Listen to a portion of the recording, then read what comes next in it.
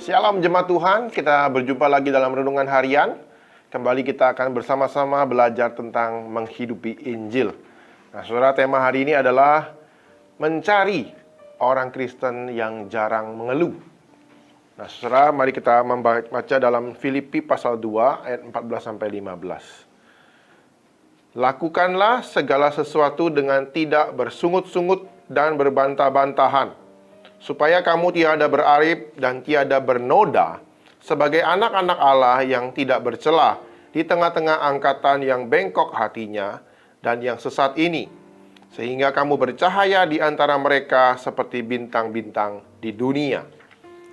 Nah, saudara, di manakah kita bisa melihat masalah yang lebih serius?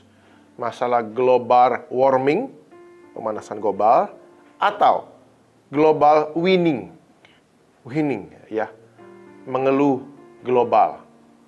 Mana yang lebih berat? Yang pertama, masalah yang pertama ini, global warming akan membinasakan dunia secara prematur. Namun, masalah kedua akan membinasakan jiwa kita dalam kekekalan di dunia yang akan datang. Jadi, dari sisi dan dampaknya dan skalanya, global winning sebenarnya adalah masalah yang lebih serius, mengeluh global. Nah, saudara, Alkitab mencatat sejarah orang Israel adalah sejarah yang kelam. Nah, saudara, Alkitab mencatat orang Israel dihukum Tuhan dan kebiasaan mereka adalah mengeluh, saudara. Pada suatu kali, bangsa itu bersungut-sungut kepada Tuhan tentang nasib buruk mereka. Dan ketika Tuhan mendengarnya, bangkitlah murka Tuhan, kemudian menyala-nyala api Tuhan di antara mereka dan menghanguskan mereka di tepi tempat perkemahan. Bilangan 11 ayat 1. Nah, saudara, mengeluh bagi Tuhan adalah masalah yang serius, yang mendatangkan hukuman yang serius.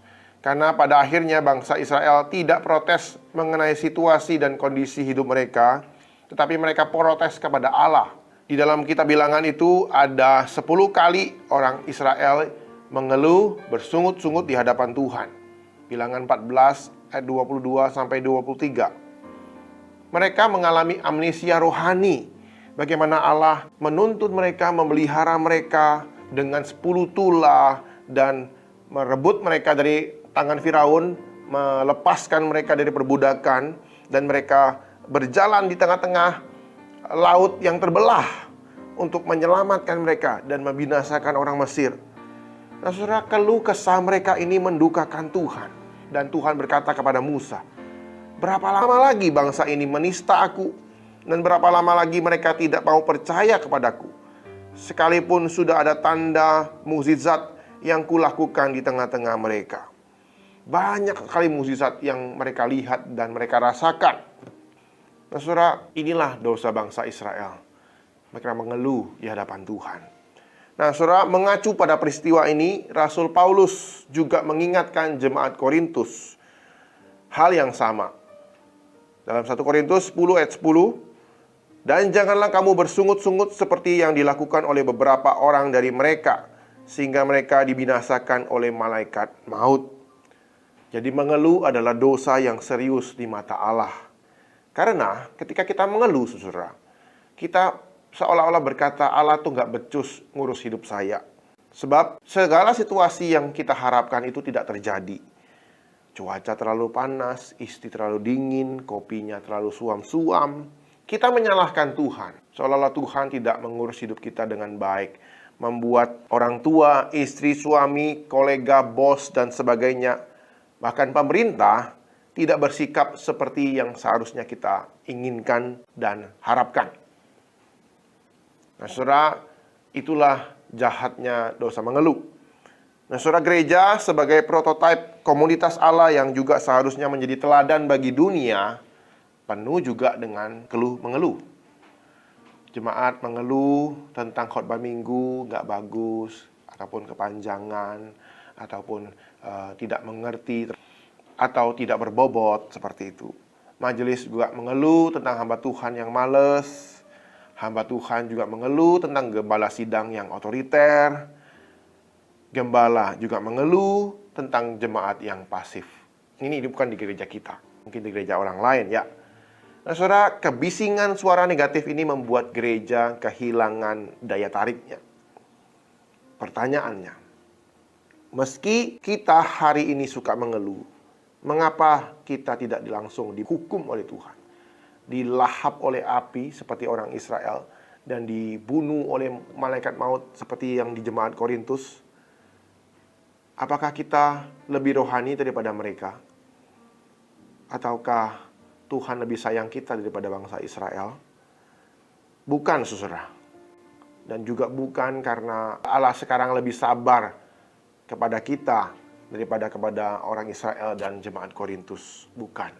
Kondisi ini terjadi karena pribadi dan karya Tuhan Yesus di kayu salib sudah selesai. Saudara, Nabi Yesaya menubuatkan tentang Yesus sebagai berikut. Dia dianiaya dan ditindas, tetapi dia tidak membuka mulutnya, seperti anak domba yang dibawa ke pembantaian. Seperti induk domba yang keluh di depan orang-orang yang menggunting bulunya, ia tidak membuka mulutnya. Yesaya 53 ayat 7. Nah, saudara, Yesus menolak untuk mengeluh ketika ia menapaki jalan salib, sengsara, dan penderitaan itu untuk menebus dosa kita, supaya kita yang suka mengeluh ini tidak dihukum lagi oleh Allah, melainkan diampuni. Alasan mengapa kebiasaan kita mengeluh tidak mendatangkan kematian lagi, melainkan kita diampuni oleh Allah, itu karena Yesus menolak untuk mengeluh saat ia menjalani kehidupannya di dunia ini dan menjalani penderitaannya sampai dia mati di kayu salib untuk menggantikan kita. Itulah sebabnya berita sukacita Injil memampukan kita untuk semakin jarang mengeluh, karena meskipun kita hidup dalam tubuh yang berdosa ini, di dunia yang jatuh dalam dosa ini, Yesus adalah sahabat sejati kita yang setia menopang kita, menghibur kita, dan membentuk kita serupa dengan Dia. Nah, saudara, kalau orang tanya, apa kabar? Jangan mengeluh tentang kehidupan Anda hari ini. Ataupun janganlah basa-basi, oh baik, biasa, luar biasa, haleluya, puji Tuhan. Enggak, saudara. Mari kita jawab seperti ini. Ya, jauh lebih baik daripada yang seharusnya saya alami. Kenapa, saudara? Karena kita mendapat jauh lebih baik daripada apa yang harusnya kita dapatkan. Kita tidak mendapatkan apa yang layak kita dapatkan, yaitu kematian yang kekal. Kita mendapatkan apa yang tidak layak kita dapatkan, yaitu kita diangkat oleh Allah menjadi anaknya, dipelihara, dijaga, dan dijamin keselamatannya. Ditolong untuk semakin hari semakin serupa dengan Kristus lewat Allah Roh Kudus. Nah, saudara, di tengah-tengah situasi yang sulit ini, di tengah-tengah orang yang suka mengeluh, orang-orang yang menyebalkan sekalipun, kita punya alasan yang solid untuk tidak bersungut-sungut. Karena situasi yang sulit ataupun orang yang sulit itu adalah sarana anugerah Tuhan, supaya kita bertumbuh, supaya kita meniru Kristus, mengikut Kristus, melayani mereka yang suka mengeluh. Tidak heran Paulus menulis bahwa orang percaya yang tidak mengeluh itu bagai bintang yang terang di langit malam. Di tengah-tengah kegelapan itu mereka tetap bersinar. Cahaya terangnya itu tetap bercahaya, bersinar di tengah-tengah gelapnya langit itu. Entahkah kita di kantor, di sekolah, di kampus, di rumah, dimanapun kita berada, kita bisa menjadi terang seperti bintang yang bercahaya.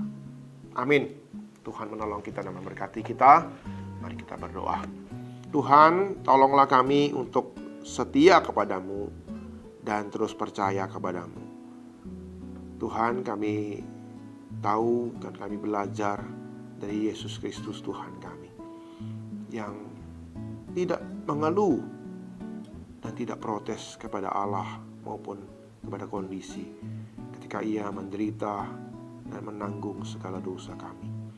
Tuhan, tolonglah kami dan mampukan kami untuk terus ingatkan bahwa kami mendapat yang terbaik, yang tidak layak kami dapatkan.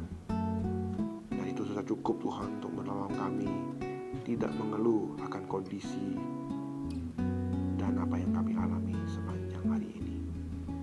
Tuhan, tolonglah kami ketika kami berhadapan dengan saudara-saudara kami yang sulit. Tolong kami tetap sabar dan tetap menjalani pelayanan kami dengan setia. Terima kasih Tuhan, kami bersyukur, kami berdoa di dalam nama Tuhan Yesus. Amin.